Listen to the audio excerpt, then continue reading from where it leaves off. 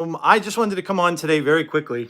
I'll see you guys all later for Fireflies Forever and also tonight for TNA, which I hope you come out. It's going to be an awesome show.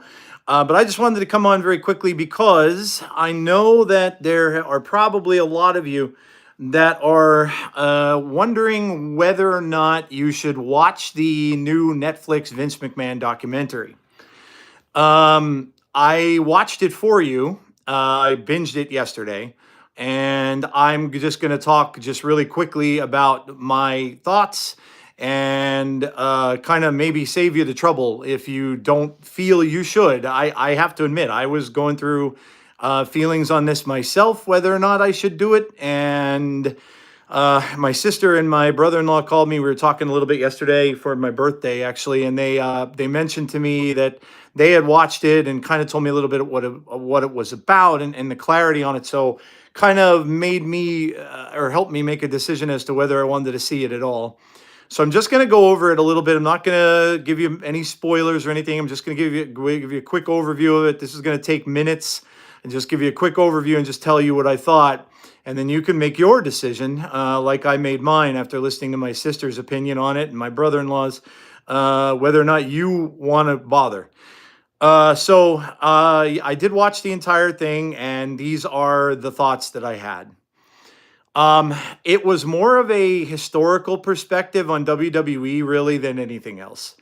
It went back to the days of the territories and how Vince got the company from his dad and all this kind of stuff, and how Vince was thrown into the announcer's job by his father because he hung around with his dad when he was in the territories, especially Maine.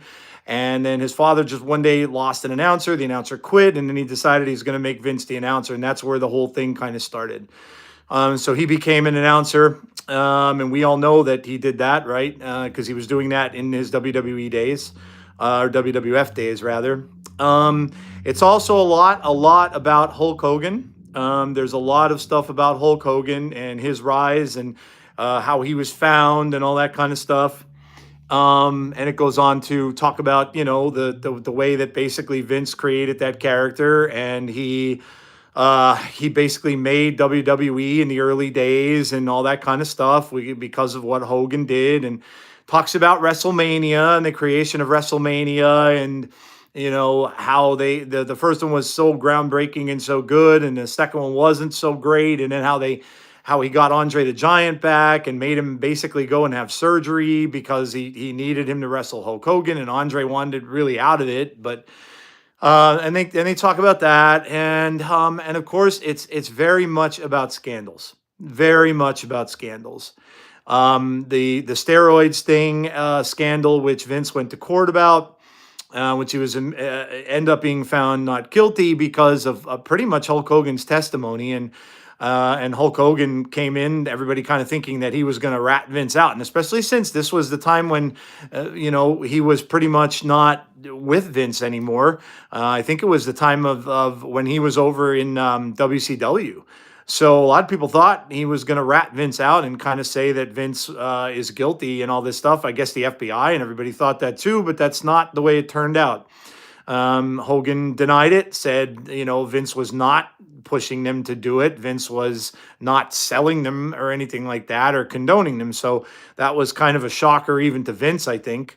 That was when he was wearing the neck brace to trial and all that kind of stuff. They even made fun of that, saying that, it was probably a work. Vince, so used to seeing people wearing neck brace, might have been doing it for sympathy, which he very well could have been.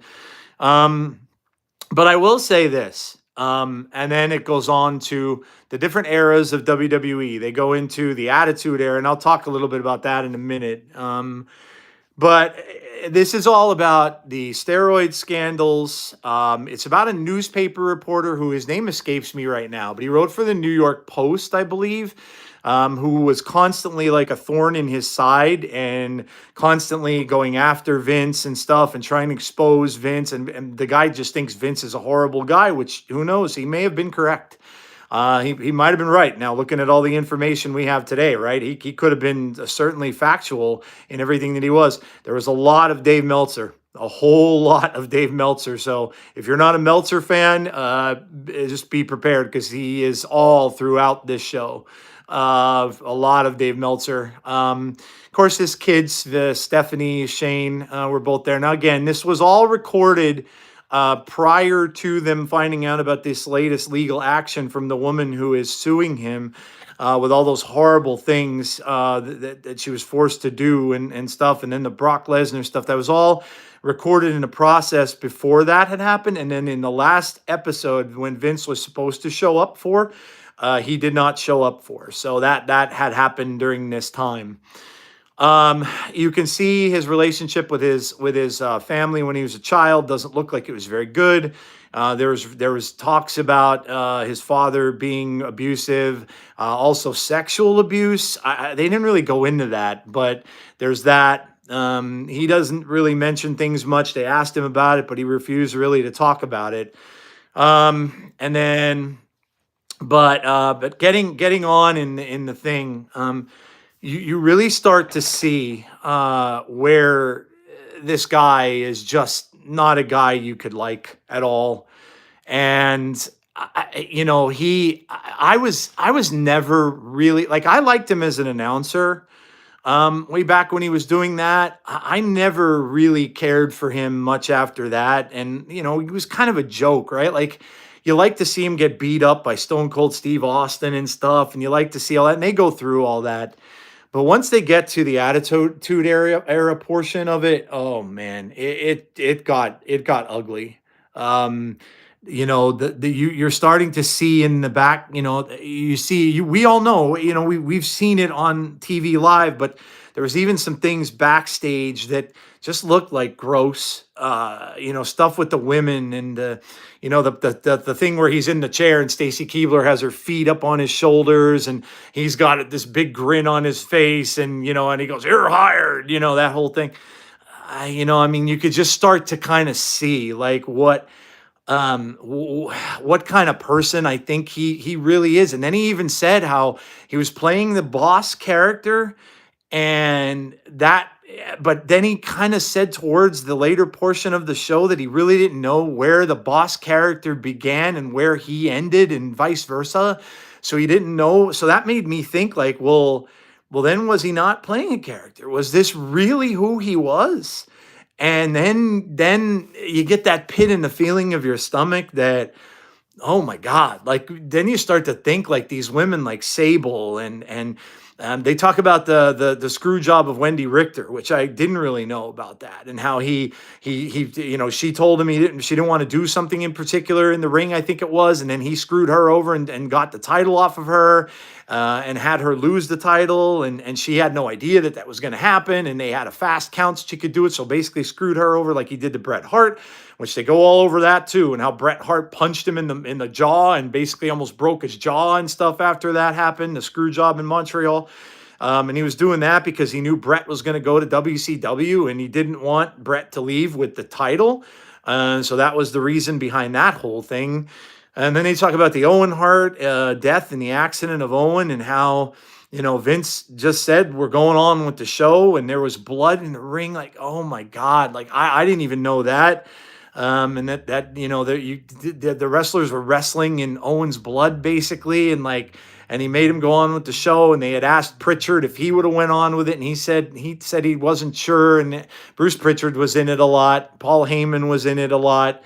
And so like just these questionable decisions, and Vince coming out defending that, saying that he did it because he wanted to do it for the fans, because the fans came out and paid a bunch of money, and he wanted them to get their money's worth after Owen had died in the ring, but yet everybody in the back and everything thought there was no way that they should have gone on with this, and he did it, and just these very questionable decisions, and they talked about the death of Chris Benoit, and that's what the whole steroid thing and all that and everything now, and I can't say that there's all bad, he did.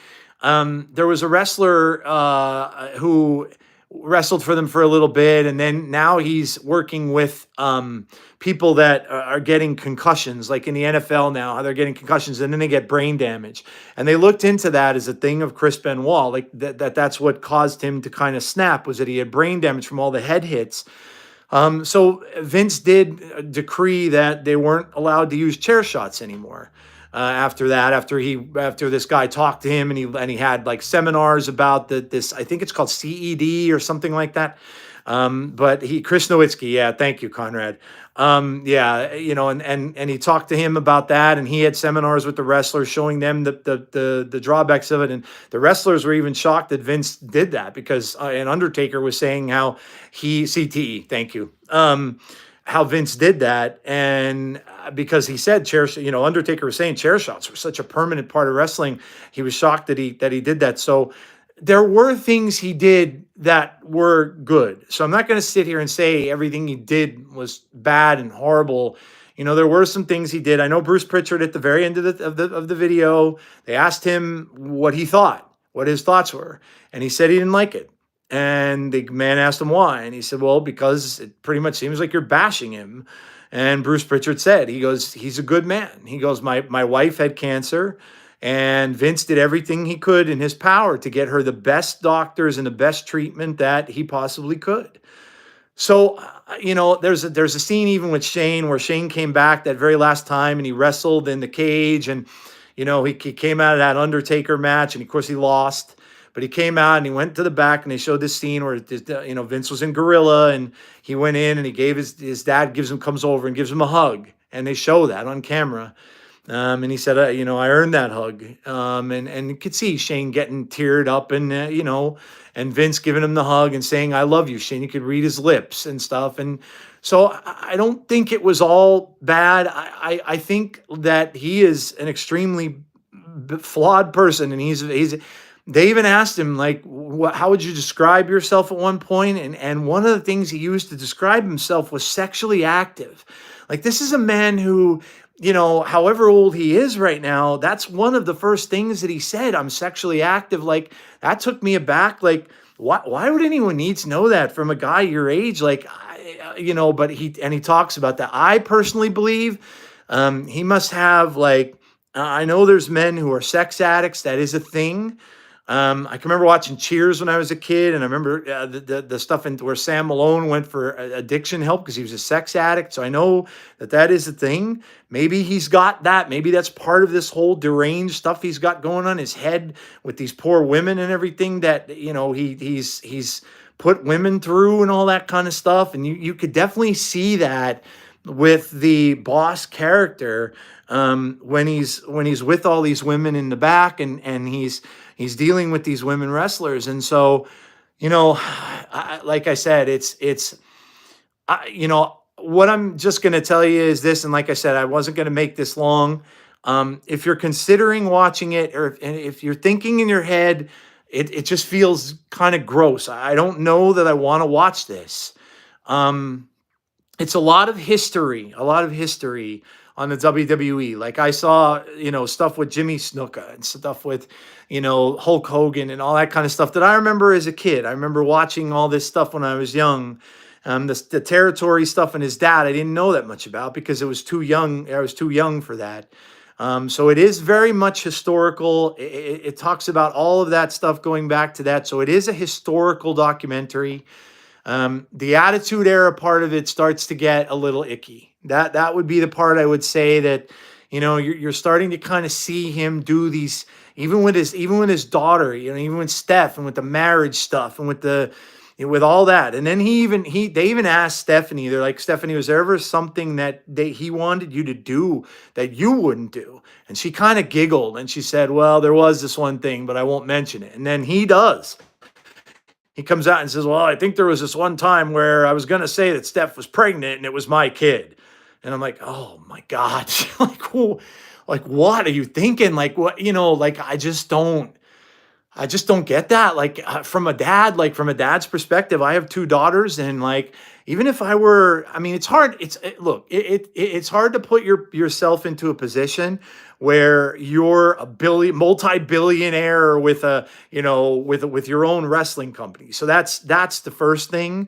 But I know, like, in my heart, that if I had that position and I was a wrestling promoter, and I get it, you have to be a businessman. You're cutthroat. You have to do, they got the snot beat out of them by WCW for 83 weeks.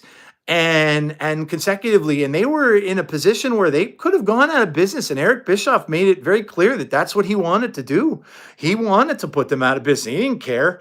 And so they were in a very, very rough position there, where they at that time could have, when that happened with WCW. So, maybe that's where a lot of this shrewdness and rottenness kind of came from. I don't know. And like I said, I was never in a position like that in my life, but I know that I would never, ever ask my own daughters to do things like that. Even if it were a character they were playing, I don't think I could do that. I don't think I could do that. And sitting there and listening to Steph, you could kind of see a little uncomfortability sometimes on her face when she was asked that question. And then they, of course, interviewed Linda, and I don't know what their situation is. I'm not going to pretend I do. I don't know if they're still together, not together, the divorced. I have no idea. The last thing I heard, rumor was that they still live together, but they're not together. I don't know. But I just like, and then toward the end of the whole thing, where, and you kind of almost wish that Vince did show up for that last session where where this whole thing was going on. Of course, he bowed out and he didn't show up, and because they would have asked him all these hard questions. They would have talked to him about this woman, this the person who worked for him, and all these lawsuits and the Brock Lesnar stuff and everything like that, and he didn't show up for that. But um I mean, from a wrestling perspective, he was instrumental in creating WWE. That's there. You can't deny that. He was instrumental in creating Hulk Hogan, and that he was instrumental in creating WrestleMania.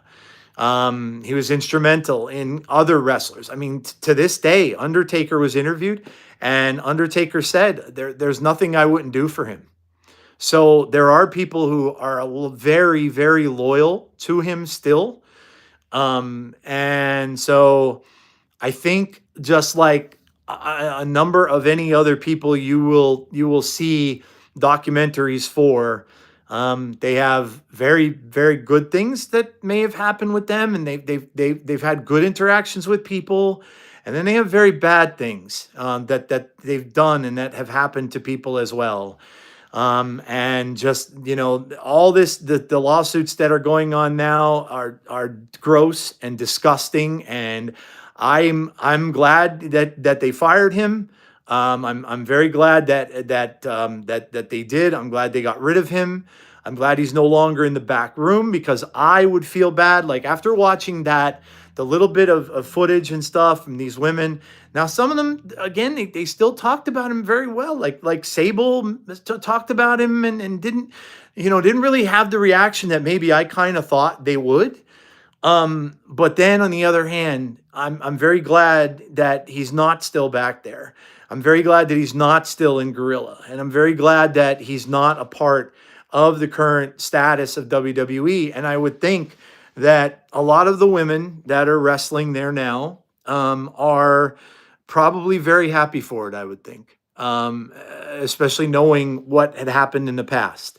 I'm not going to speak for any of them. I don't know, but so yeah, so that's primarily it. I'm not going to spoil it. If you do want to go and watch it, like I said, it is mostly a historical document. It is more about the history of WWE, I think, than Vince McMahon's history, although a lot of that's thrown in there. So I would tell you, if you want to watch it for that aspect of it, you can go ahead and do that. But if you're thinking about it, like I was, and you're thinking about it like, I feel kind of bad for watching this after the stuff he's been accused of, and this recent stuff he's been accused of. It's just disgusting and gross. And I have two daughters. I would, if I was the father of that woman that he supposedly did this stuff to, this trafficking stuff, I would want to kill him. I would literally want him dead. And that's no lie. So from that perspective of it, that's one of the reasons why I didn't want to watch this. I don't want to give him attention. I don't want to give, but I do think that WWE is moving on without him in a good way.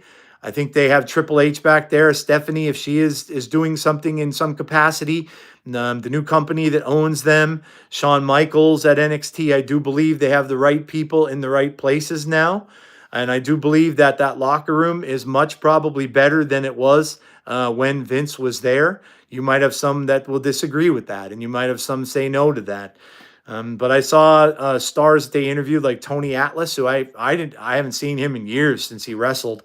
Obviously, Hulk Hogan was a big part of it. They talked to Booker T, of course, Shane and his daughter and Linda, and Bruce Pritchard, Paul Heyman, many wrestlers throughout the years. Undertaker, a lot of current wrestlers, a lot of past wrestlers were in it. So if you want to see it from the historical part of it, then then go ahead and watch it. Most of it is that's what it is. John Cena, of course, yeah, he was there too. Most of that is what it is a historical thing, more about WWE and the creation of it than it really was about Vince. But the scandals, the steroid scandal, I don't know whether I believe him, whether he did that or not. He got off of it, but he was saying he never forced anybody to do steroids. There's going to probably be people to this day that are still going to say he did. I don't know. All I know is he was innocent in the court of law from that. So you can believe what you want, but then like other things started to show up about with women and things like that, and that to me, I'll leave you with this final thought. Hearing him saying in that just little part that they asked him to describe himself, and he paused, and then he came out and started reeling off some things. And one of the earliest things that he said was sexually active to me, tells me, and then, I heard about the abuse and stuff. This tells me, and I'm not a psychological person, I'm not a therapist in any way, but just watching things and knowing things, I know some psychologists and stuff. I kind of think that he may have been abused when he was a kid. That may be something that they didn't mention or did mention in passing. That may have caused him to have an addiction to sex.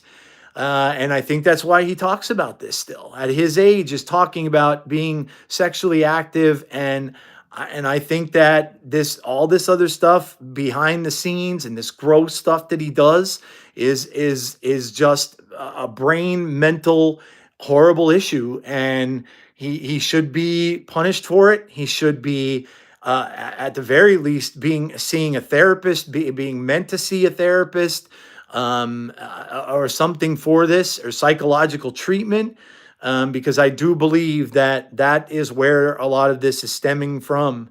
That there's something wrong up there.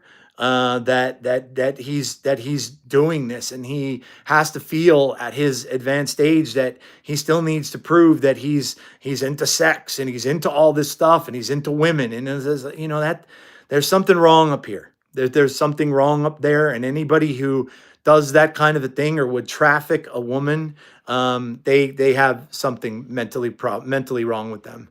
And I do believe that. That's what I got out of all that. And for that, yes, that is indeed a horrible person and a horrible side of anyone. And I would never condone any of that, nor would I tell anybody to watch any of that if you feel that is something you believe in wholeheartedly. So, all right, that's going to do it. I just wanted to come on and just kind of give my opinion about the show, and kind of maybe, like I said, help whether or not you think you may want to go and watch it.